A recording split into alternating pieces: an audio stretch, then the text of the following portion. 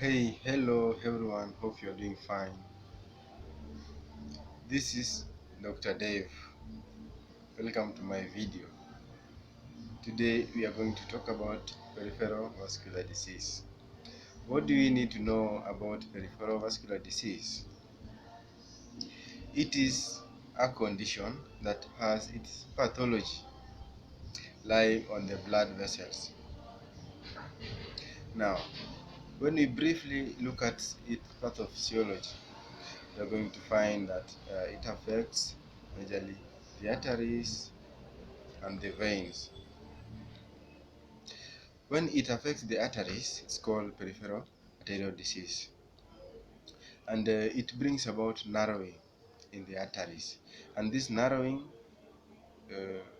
increases the blood pressure, thereby decreasing the perfusion of the peripheral organs, cells, and tissues with oxygen and nutrients.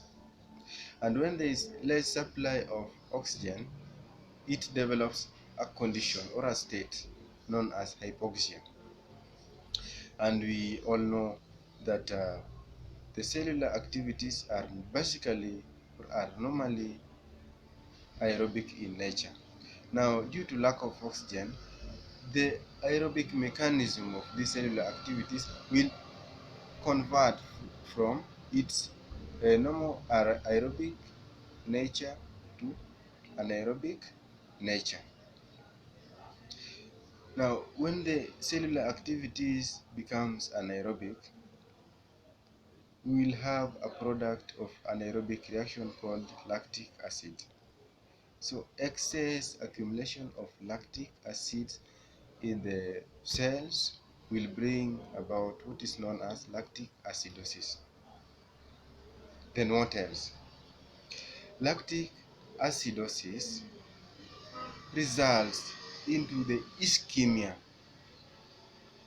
and necrosis of the peripheral tissues and cells,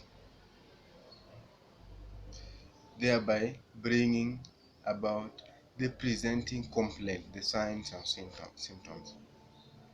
And in the veins, the peripheral venous disease, there is stasis.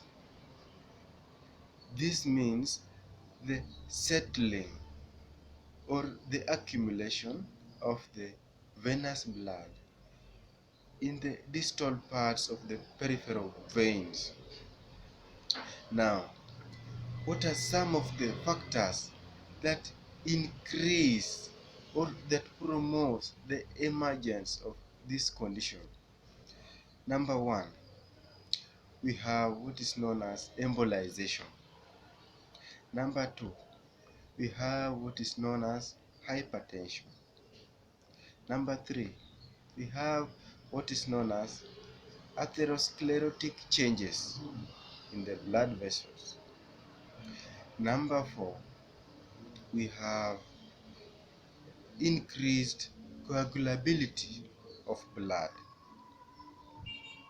Now, what are the risk factors of you developing these conditions? Number one, we have lifestyle. Eating food with a lot of fats. Number two, obesity, having BMI index of more than 30. Number three, underlying comorbidities including hypertension, diabetes, and renal problems. And number four, we have injuries to the blood vessels. Now, what are the presenting features of these conditions? We have number one, that is basic, that is pain. And pain comes about in the peripheral artery disease due to ischemia and necrosis. When there is pain and necrosis, there develops what is known as ulcers. The ulceration of the peripheral organs. Then, when there is no blood supply in the peripheral organs, we will not feel any pulsation. So we have pulselessness. Another thing, there will be discoloration of the peripheral organs, because when there is necrosis, there develops a condition called gangrene, and gangrene presents as black in nature. That is dry gangrene. Can have dry and wet gangrene. Then, when there is venous disease, we will have discoloration. That is the mottling of the skin of the peripheral organs, just due to the deposition of heme, that is iron, hemochroma, hema, hemochromatosis. Hemochromatosis. Why? Because when the body, the immune system detects that there is accumulation of the blood in the blood vessels, there will be this accumulation of blood. It will cause what is known as hydrostatic pressure to be more than the osmotic pressure and the oncotic pressure within the blood vessel. Now, this will result into the filtration of the blood outside the blood vessel, and the immune system, in response to this, will recognize this infiltrated blood as antigen. Now, they will be stimulated, the immune, the cellular, the inflammatory mediators will be stimulated, and they will cause inflammations, they will cause the lysis, phagocytosis of the blood vessels, thereby releasing this heme. Then heme deposits in the peripheral organs to make it present with a brownish discoloration.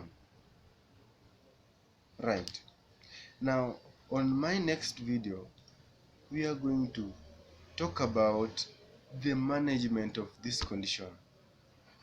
I will be brief now, but you understand. Thank you.